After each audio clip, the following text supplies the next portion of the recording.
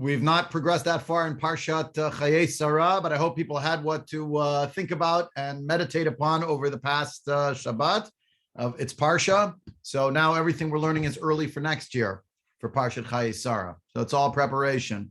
Last we focused a lot on this idea of Vayavo Avraham. He was away, he was at the Akedah. We talked a lot about all these ideas about Sara Imenu and the encounter with the Satan, all terrible things that happened to her. Someone noted to me on Shabbat that, of course, Sara Imenu had many nisyonot as well. Avram Avinu didn't have a lock on nisyonot, right? And that's true. Isn't that true of everybody? Everybody has nisyonot.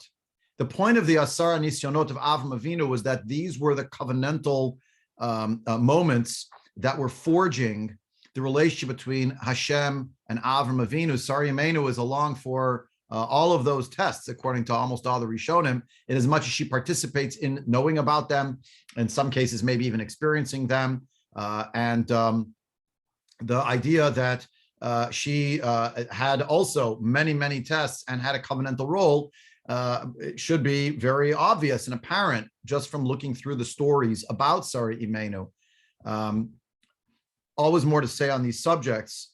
Rav Soloveitchik points out that as soon as Sara Imenu leaves the world, the only stories we hear about Avram Avinu that matter are, number one, her burial, and number two, the continuity of her line, i.e., through Rivka Imenu coming into the tent of Sara Imenu and becoming the next of the Imahot. That's it for Avram Avinu. There's no other discussion with Hashem. There are no other great things that he does. It's true, he does have some 6 other children. We don't know anything about them really beyond the scope of Parshat Chayei Sara. There's something to focus on there. But what I want to talk about a little bit today is we had skipped the idea. We talked about the fact that Abraham came, but we didn't talk about where he came to. We talked about maybe where he came from. I'll say one last thing about the question of where Avram Avinu was and where he came from, and that is that the Ramban is much more keen on understanding the words Vayavo Avraham right at the beginning of the Parsha. In Pasuk Bet, Avram arrived as referring to either the idea that Avraham came into her tent or that he came to the task. And the Ramban marshals all sorts of examples of someone came to the task, means they arrived. He didn't come from another place, says the Ramban, really, I don't think. He says, I don't think that's correct, because if it is, then it would have said Avram heard that she passed away, and then he came. He didn't hear and then he came. He was right there. He came to the task. That's a very pshat-oriented understanding. He does allow for all the different midrashim, but he says it's very likely also, if you don't want to say literally means he came to the task, they were both in Hebron at that time. You could either say, as many of the Mefarshim do, okay, they were living in Hebron, but Avram had business interests or whatever it is. He went down to, not whatever it is, he went to Beersheba. That's where the Eshel was planted. Or you could say that at the end of the Akedah, when it says that Avram went to Beersheba, Vayeshev Avram Beersheba, maybe you could argue that it means that after he came back from the Akedah to Hebron, after Sarah passed away, after he buried her, then he returned to Beersheba. And the Torah just gives you that piece of information, capping the story of the Akedah, chapter 22, the story of the Akedah, ends with Avram went back and he returned to Beersheba. Not say he immediately went back there, but that generally he was going to go back there. That's where his career would continue. How do we know that that's true? Because if you look at chapter 21 in Breisheet, the last thing that happens in terms of where he lives, it does say that he lives in the vicinity of Beersheba. It says that that's where they live. And it never tells you that they moved to Hebron. So maybe it means he didn't actually live in, that was the whole story with Sara Imenu being taken by Avimelech. That's chapter 21. So they were obviously living there at that time. So either after that episode, they all went to live back in Hebron, but Avram wanted to go back again for some business interests or what have you, but he didn't get back there to continue whatever he was planning to do in Beersheba, i.e. that's where he had planted the Eshel by turns, either an orchard or an inn that he had set up. Okay, like many other good examples, sometimes the Torah gives you the last pasuk of a parsha, of a story, of a section is really telling you what's happening much later, but it's part of that unit. So it's appended to that story. It didn't mean it chronologically happened literally right after. Another option the Ramban propounds is that, in fact, all we have here is that Avram and Sarah were at this time living such as they were in Beersheba. That's why Avram returns to Beersheba right after the Akedah. He goes right back there. He lives there with Sarah. And you know what? They moved back to Hebron at some point. When? It doesn't matter. Why? Because nothing significant happened there. The next significant thing that happened was that Sarah Imeinu passed away. Why didn't it tell you that they went to Hebron? Because they had already gone to Hebron. So if they went to Hebron, left Hebron to go live for a period of time in Beersheba, then they came back to Hebron. So they're coming back to Hebron, unless some story happened, the Torah doesn't tell you every detail about the Avot and the Imahot's lives. It's only going to tell you things that are significant. Remember? So that's why earlier in Parshat Lecha we said, why was it so significant that Avram Avinu went to Beit El? Why did he go to the Eye? Why did he go here? Why did he go there? Because there are about stories that are happening in the future. So there's a planning going on. Again, whether it's conscious or whether it's some spiritual level, he has some premonition that's going to happen, some Ruach HaKodesh, so he's praying in those places. Okay, those are significant places. But stam to give you geography, Avram and Sarah lived at this address and live at that address. It's only relevant if there's something important that happens there. So it could be, says the Ramban, Avram and Sarah were living in Beersheba. That's the last story with them in chapter 21. It's from that place in chapter 22 that Avram Avinu departs from Beersheba, walks north. By the way, it makes more sense. It's a 3-day journey from Beersheba walking than it does from Hebron. If you ever drove on Kvish Shishim through the access tunnel, which is already an access tunnel, even without the access tunnel, it was about an hour's drive, let's say 40 minutes from Alon Shvut up to Yerushalayim. So now there's an access tunnel, 20 minutes from Alon Shvut. So from Hebron, 40 minutes, 45 minutes. It's not a 3-day journey. Okay, so there's all different midrashim about why it took so long. But if he's from Beersheba, well, at least it's a considerable longer distance. So the Ramban basically argues it could be Avram and Sarah lived in Beersheba. That's where they were in chapter 21. That's where the story with Avimelech happened. Then he goes to the Akedah. Then he goes back to be with Sarah. At some point later, they both moved to Hebron. Why didn't I tell you? Shum davar lo kora sham, except that she died. So, Batamat Sara Kiryat Arba here Hebron, the place where they had lived for more than 20 years, they now had returned to in the sunset years of Sara Imeinu. She passed away. That's it. And you don't have to say that everything happened, in one fell swoop. Akedah, and then 2 seconds later she died. It could be it was years later. That's the Ramban says this. This is what the Ramban says. So just some things to think about. Now, I note though that it had not previously referred to this when he had lived previously in Hebron, right? When they'd originally been there. It sounds like that's actually where that is where he is in Parshat Vayera at the very beginning, where it describes Vayera elav Hashem be'elonei Mamre. So when he's in Elonei Mamre, those are the plains of Mamre. That is the place of Hebron, where they're living at that time. Yeah. And when he had moved to Hebron originally, it was the end of chapter 13. If you flip back to chapter 13, it's the first time we hear about Hebron. Vayehal Avraham, chapter 13, verse 18, pasuk Yudchet. Vayehal Avram, vayavo vayeshev be'elonei Mamre, asher b'Hebron, vayiven sham mizbeach la'Hashem. So he moved to Elonei Mamre, which is in Hebron. The plains of Mamre is the neighborhood in Hebron. And there he built an altar for God. So that's when he moved there. It's 20-something years he lived in that place. What didn't it tell us in Parshat Lech Lecha, Pasuk Yud Gimel? Extra information about another name that Hebron has, or today it's a neighborhood in Hebron, right? And that is, remember, now go to the beginning of Parshat Chayei Sara. Shelly, I saw you wrote something in. Give me 1/2 second, I'll see it. Parshat Chayei Sara, look at the beginning, not back to our Parsha. Vayu Chayei Sara, me'ashna v'sim chna v'sheva shnim shnei Chayei Sara.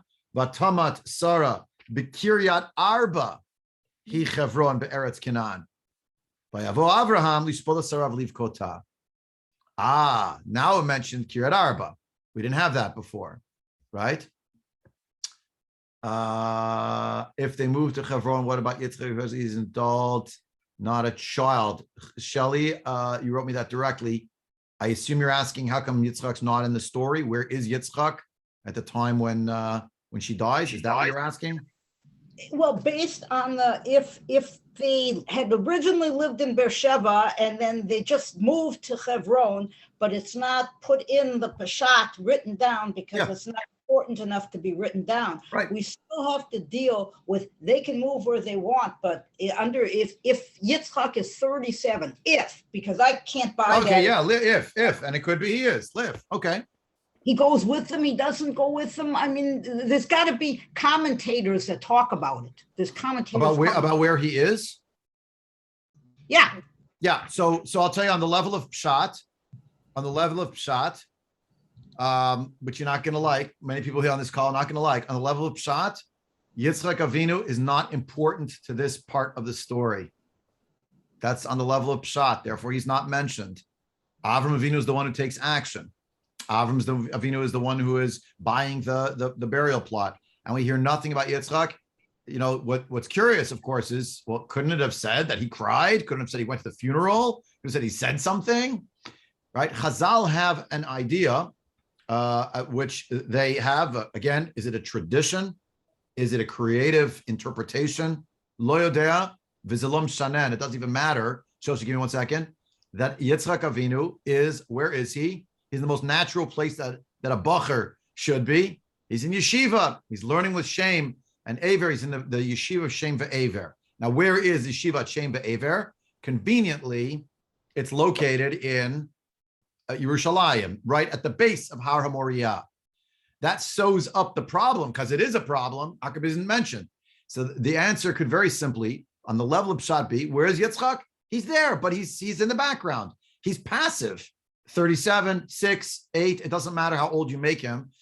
Avram Avinu was not too old to be the one to negotiate it, to take care of Sara Imenu's physical self, to make sure that this was dealt with in a dignified manner, and it, in a certain way, eclipsed Yitzchak Avinu from having a role. He simply was on the side. If you want to argue he wasn't there, he was in yeshiva, right? So there are midrashim like this. We're going to come to it later. That's toward the end of the parsha. Vayinachim Yitzchak achar Sara, right? He's had to be consoled. Part of that consolation is, and this some of us will relate to more than others, unfortunately, over what happened the last year and a half, or maybe at some other time in our lives, lo aleinu, but an unresolved grief.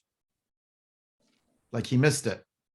And so he didn't have the proper stages of being able to grieve and the ceremonial component, if you will, for lack of a better term, of being able to say goodbye to a loved one.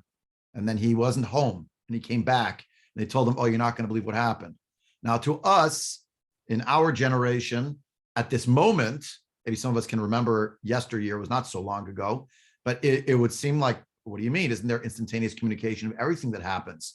But of course, in the olden days, not so long ago, someone could pass away and someone was out of town and they simply didn't hear. They came back a year later from a sea voyage or 3 years later from traveling somewhere and they found out that so-and-so, who their loved one was, had passed away. Not for naught do Chazal debate back and forth. The Gemara in Yuma, there's a Gemara in Gittin like this, when you don't see someone for a long time, is the chazaka that they were alive or the chazaka that they're dead? You know what the chazaka means? What's the presupposition? What do we assume? Based on the case history, that they were alive when you left them, or you haven't seen them, and who knows what happened? Big discussions. Now, why is it a debate? Because you couldn't find out. See, Yitzchak was simply not there. You say to me, they didn't send a messenger to get him for the Shiva? No, they didn't send a messenger to get him for the Shiva. It may seem strange to us, but there are such cases. Okay, Shoshi, I can't wait so long. Sorry. Shoshi and then Karen, go. Okay, so a few things on that. Number one, it could be he was learning, and remember, this is Yitzchak who's gone through this whole trauma. He's a very unusual, special person. They may not purposely have told him about his mother dying because of all the trauma, and they didn't want him to sit Shiva, and they didn't want him to know that whole thing, which is not strange in those days. And it's not strange in those days. Read the book by Joseph Telushkin about the Lubavitcher Rebbe. They hid away from, there was a whole story that he didn't want his mother to know that it was a patira, right? You know the story? They hid it away for years. My grandmother, my father's mother, was in charge of selling, the grocery store, the tiny little grocery store in Munkach. They never told her father died. They couldn't give her for a week to sit Shiva. She needed to be there selling goods. That's it. We think it's crazy, but That was a different time. It was a different way of being. You know what I'm saying? Yeah. Yitzchak, right, being who Yitzchak was and having gone through, and they saw something so special, probably they didn't want to do that. But in the end of the parsha, when he gets Rivka, that's when he mourns his mother, and it tells us he put her in place of his mother. Yeah, believe me, yeah. Very so there are midrashim that say he felt bad. Some of Farshim says we're going to get there in about half a year, but he felt bad. But I think that sums up that whole mother-son, whatever dynamic. Yeah. Dynamic, yeah. Thank you, Karen. Please. I was just going to say that here, let me close my window. That Yitzhak is someone whose stuff happens to. The Akeda happened to him. His father found him a wife. He didn't go out and find a wife. They sent a servant to find a wife. And then even with Yaakov and Esau, it's his wife, Rebecca, who she's taking action. Is taking, because he can't see. I think he's kind of defined in some ways as just not seeing so clearly. Yeah. That's quite something, no? Yeah. But yeah, and you're seeing that right here. Like it's on display right in this example. It's like it's so glaring that it's not here. Why not? It's like a blindness on his part. That's not to detract. Yeah, right. Oh, well said. Yeah, well said. Yeah. Okay. Yeah, well said. Good. Yeah. So anyway, that's all from Shelley's question. Excellent question. Where's Yitzchak? Now back to the mainstream of our symposium. No, it's good. That's what the learning is. You didn't answer. Your answers don't work. Sorry. One is Maaseh Avot Siman Levanim. I actually put these in the chat for you. Is if it's Maaseh Avot Siman Levanim, okay, then we all should not grieve our parents because Yitzchak wasn't there to grieve his mother. Let somebody else do it. And then how can Yitzchak be Gevurah if he's just this passive person that things happen to? Abraham is supposed to be Chesed. Yitzchak is supposed to be Gevurah. So that's strength. Okay, there are two separate things you're saying. So they're great points. Ala Rishon.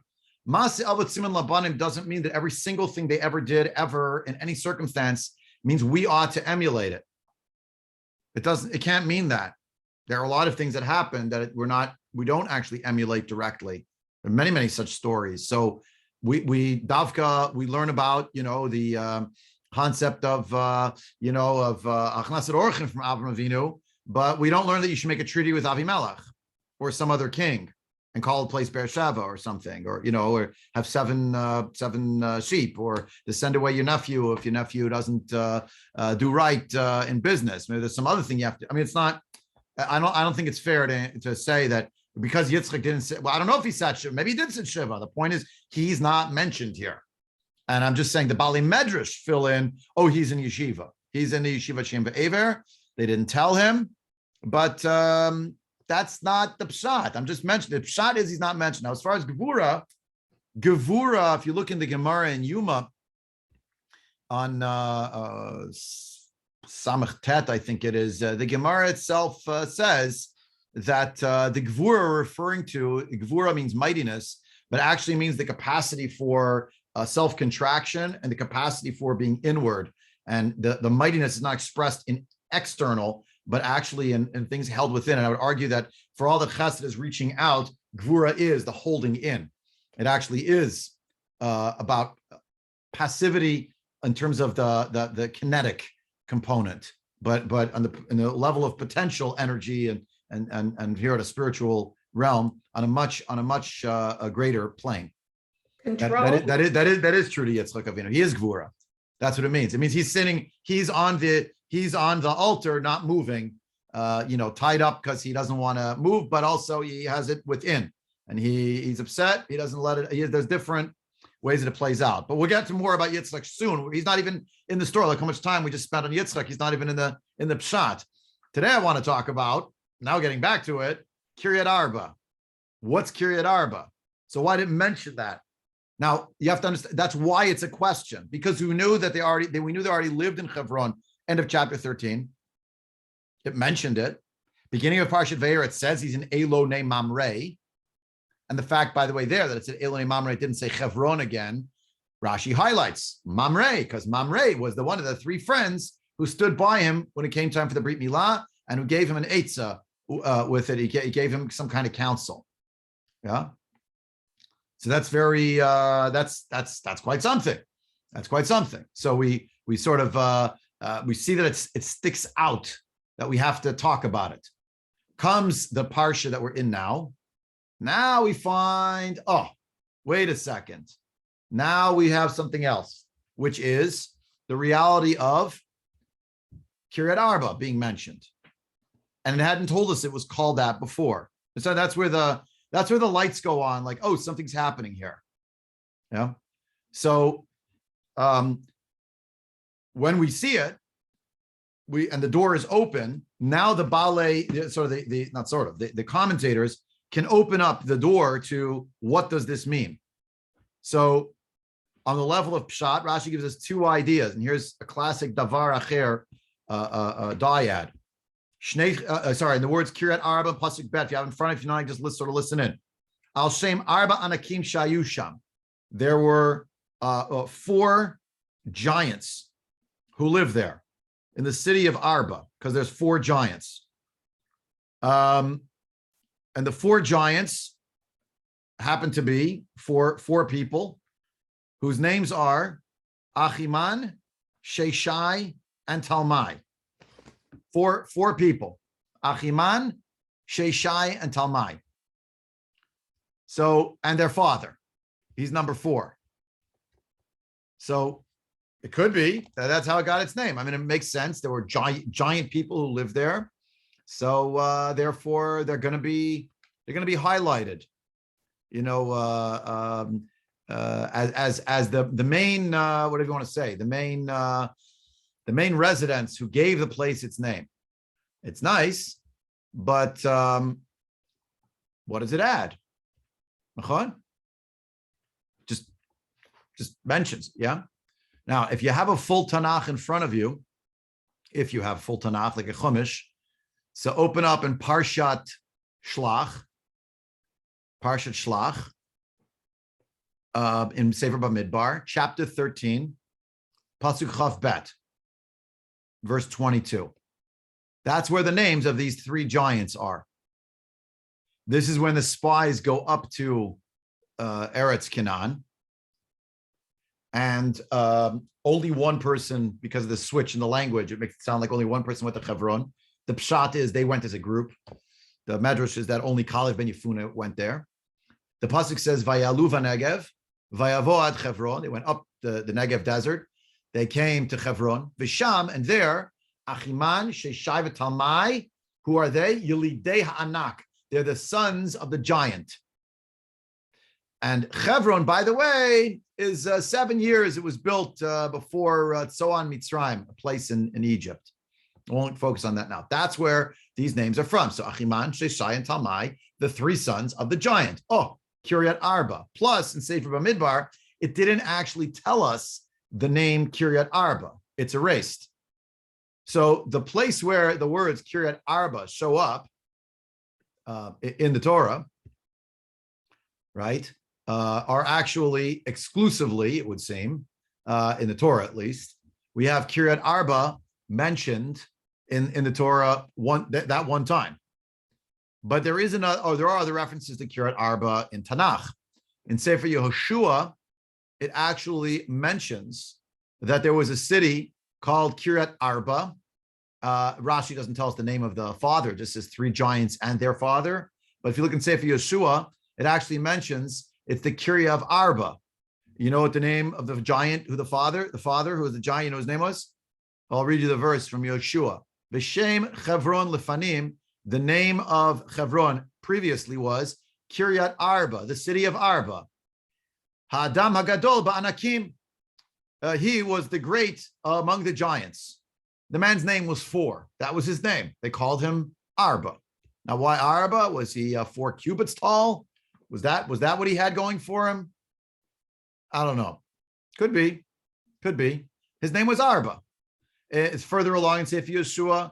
We find out that mentions about Kyalev ben Yefuna. He got a portion in the section of Judea, that land. El Pi Hashem Yeshua at Kiryat Arba, the city of Arba, Avi Ha'anak, Hi Chevron. So a Kiryat Arba, the city of Arba, the father of the giant, the father who is the giant, Lo Yodea. No? But in Sefer Shoftim, we actually learn that Chevron's original name was Kiryat Arba, and that there were 3 giants there who were beaten back by Yehuda.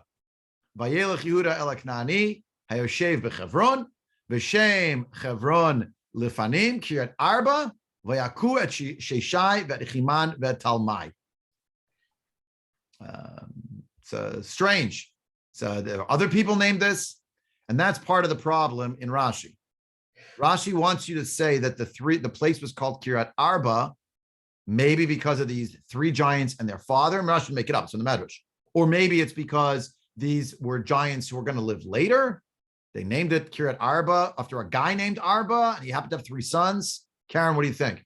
I think that this is Abraham and Sarah are going to be the second couple that are buried there. Wait a minute. How do you know that? Did you read ahead? There's going to be 4. Yes. Oh, how did you know that? Because You heard the Parshat. I read all this last year and the year before and the year before that. Exactly.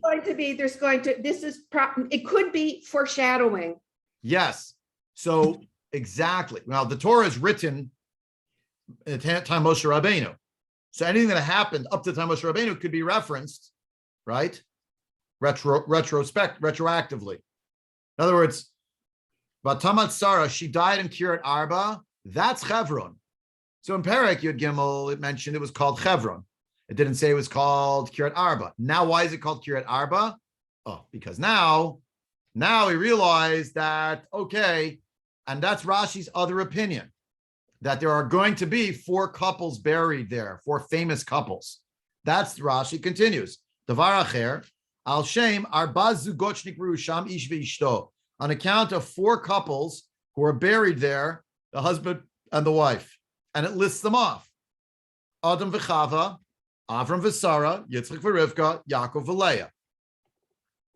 But that's Rashi's second opinion. That's Davar Acher. And what I'm trying to show you before we get to that, which is a midrashic idea, which has its own problems, to appreciate why did Rashi even bother to tell us Kiryat Arba means these giants, right? Why did Rashi bother to tell us that? And what are some of the problems with it? So he bothered to tell us because it could be based on Sefer Yoshua, based on Parshat Shlach, that actually there were 3 giants and they had a father. So that's 4. Or that there was a guy named Arba, and it was the city of Arba because he was so strong. They named it for him. And he was a guy who had giants as children, who maybe lived a little later. It's not impossible. Achiman, Sheshai, and Talmai are 3 giants who are mentioned explicitly in Sefer Bamidbar. From there to Sefer Yeshua is 40 years. So 40 years later, they were still alive? Sure. And did Bnei Yehuda in Sefer Shoftim attacked them and killed them off? Sure, because all of Sefer Yeshua is exactly 14 years. Whole Sefer Yeshua. So Sefer Shoftim, 14 years later, so 54 years later. Yeah, so they were in their 20s at the beginning. People lived a long time then. Let's say they lived to 100, whatever it is. Okay, so they were older, but they're still alive. It's not impossible. But you want to retroject that there were actually what are the names again? I forgot already. Achiman, Sheshai, and Talmai are already alive in the days of Avram Avinu, or maybe at the end of the Torah when Moshe Rabbeinu is writing it, then it's already known as Kiryat Arba. So the people who are going into the land of Israel, which there was a place that Avram Avinu lived in when he lived there, was called Hebron. But now it's called also Kiryat Arba. So Moshe Rabbeinu, Hashem tells him, write it like this. Vatamat Sara, Kiryat Arba. Kiryat Arba? No, I thought it's Chevron. No, it is. Kiryat Arba, he Chevron, right? It's like Hashem's telling Moshe Rabbeinu, write it down. I want Klal Yisrael to realize that's the same place. Understand? There's still problems with it, though. It's like a little bit of a problem. And also, like, spiritually speaking, I don't know about you, I'm not all that inspired. The second answer, amazing. This place is Kiryat Arba. This is the place. Now, there's also a problem with this, and that's what Karen mentioned. The problem is the word foreshadowing also. If the place is called Kiryat Arba, so how do you answer it's called Kiryat Arba? There aren't 4 couples who have died yet. Actually, the 4th couple hasn't even been born yet, Yaakov and Leah. They're not even in the world. So you already figured out who's going to be buried there? And how do they know nobody else is going to be buried? Okay. So, of course, the easy answer is what I said for the first one. It's already at the end of the Torah. Moshe, at the end of the Sefer Devarim, it says that Moshe wrote the Torah. So Hashem told him, write it like this, write the 4 couples. It's called Kiryat Arba. Why? Because it might have been called Chevron before, but now the character of the place is totally different. Why is it totally different? Because the reality is that now these 4 couples are buried there. It changed its character from what it was previously. It was augmented. Tamat Sara Kiryat Arba hi Chevron be'eretz Canaan. So each of these answers, one of them, hews closer to the pshat, in as much as you could say, it means that the place had a name, and the Torah wants you to know the place had 2 names. So it's the same place. Kiryat Arba equals Chevron. By the way, if you go today to Chevron, it's not Kiryat Arba. Kiryat Arba is a shchuna of Jewish people, which you have to drive through, which you leave again to go to Chevron, to go to be in the in the other area of the of Chevron itself, where the Ma'ara is located. Just interesting to consider. Okay, whatever it is, but just to consider what it means. Yeah. Okay. Question, Rabbi, is there any Please. connection that Abraham paid 400 shekels? Is there any commentary that 4 comes What do up? you mean by that? The number having to do with the number 4? Right, in Pasuk 15, he'd made the land worth 400 shekels. So you've got that 4 again when Abraham is negotiating for the burial place. So I just don't know. No, whether I've not heard it. Doesn't mean it's not right. Great Okay. point. I don't know. Okay, I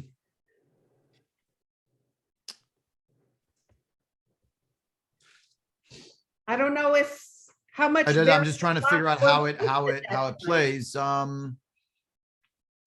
Just that. I'm not sure, because I want to say Arba Meot, Arba Meot something, Arba Meot and Kiryat Arba Meot or something. Arba.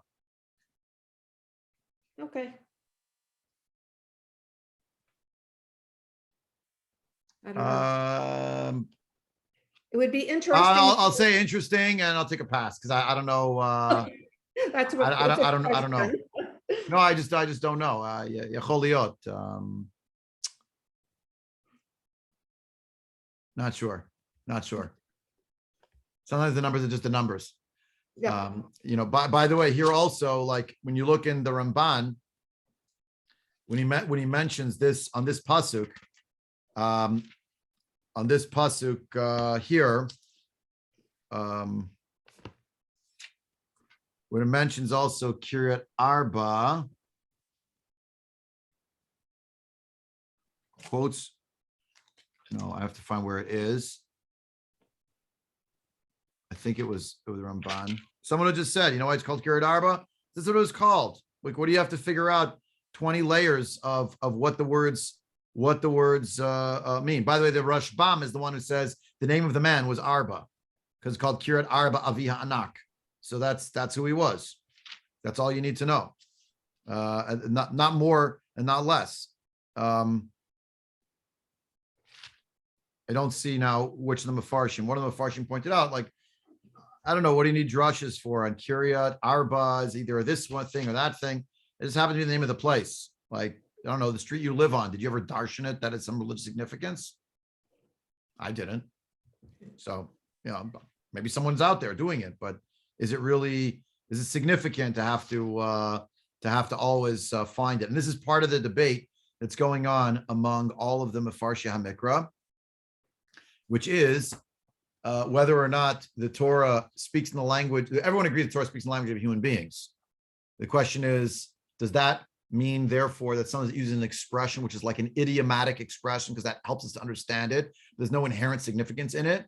Or is it, as some would call it, that the text of the Torah, the words of the Torah, the letters are omni-significant? Every word, every cantillation note, every vowel, every spelling, the structure, everything is layers of meaning. They're both legitimate. This was sort of the debate among the Mefarshei HaMikra throughout the generations. You know, how much is pshat, how much is medrash, etc. So here, when you get to Kiryat Arba, what does it mean to us if Kiryat Arba refers to these four couples? You know, it's sort of telling us up front that there's something else. The Rav writes about this issue as well. You know, why was it so significant to mention that it's four couples? You tell me. What do you think?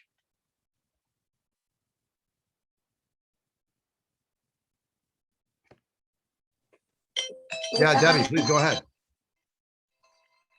So I have to, having been on the trip with you, to That's have right. run in the Machpelah. I've been sitting here very quietly.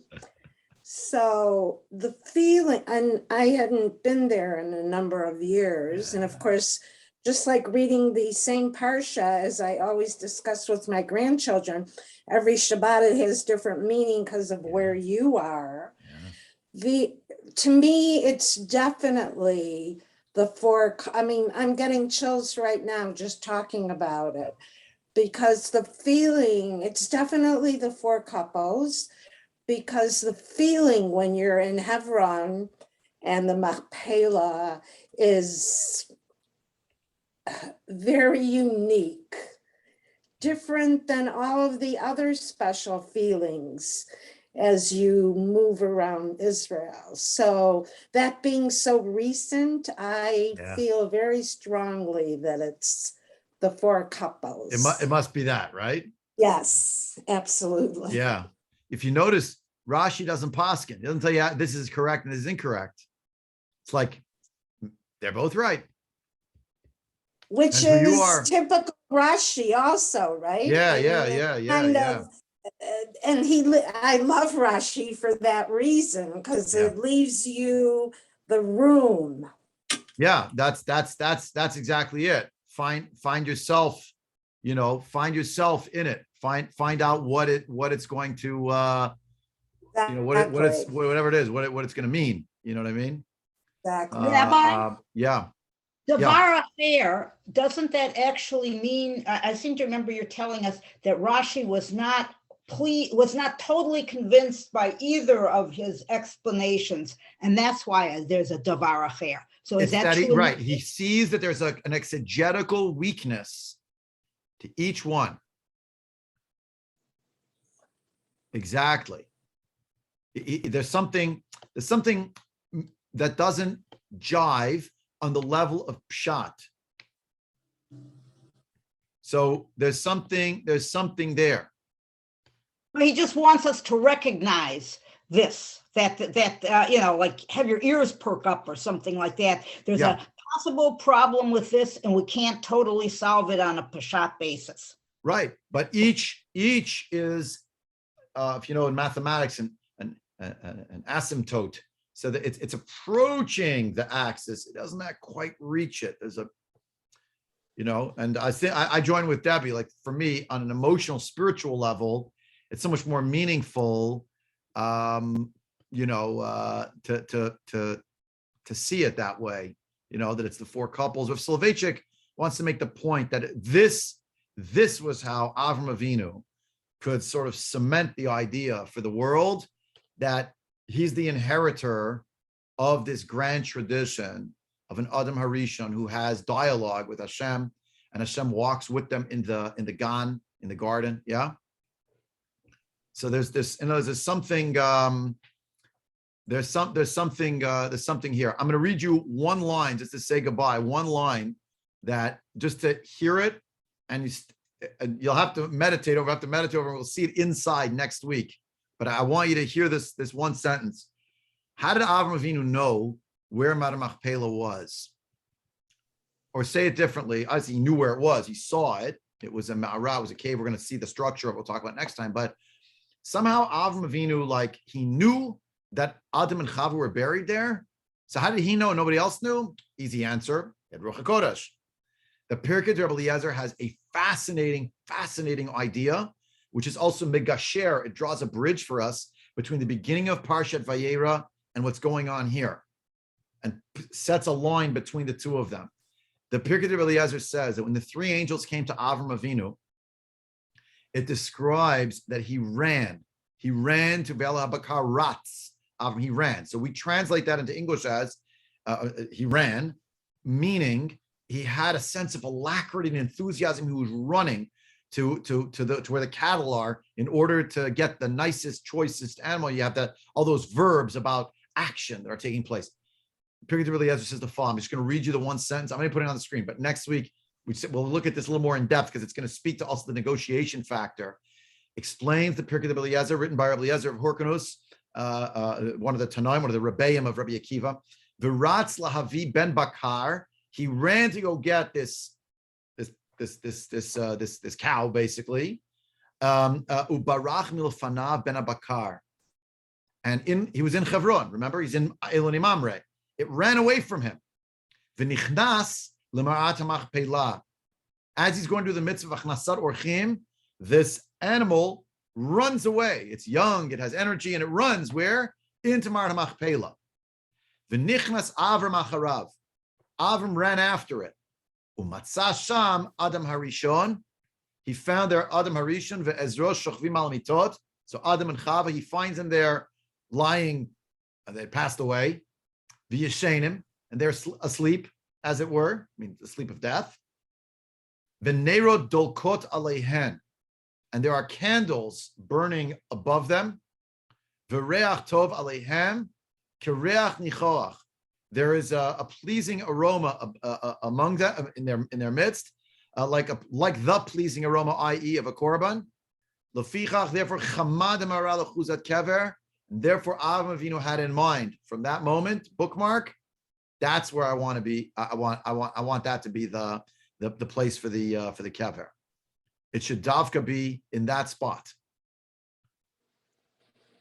And the idea that Avram Avinu's Hachnasat Orchim in Hebron meant he already had in mind that when the time comes, this is where we're coming back to it, explains to us, so schar mitzvah, this happened, and he came back years later because he remembered, Hashem gave me a merit that when I chase the Ben Bakar in the midst of my mitzvah of Achnasat Orchim, I find another piece of the puzzle for later that I'm not going to need until when?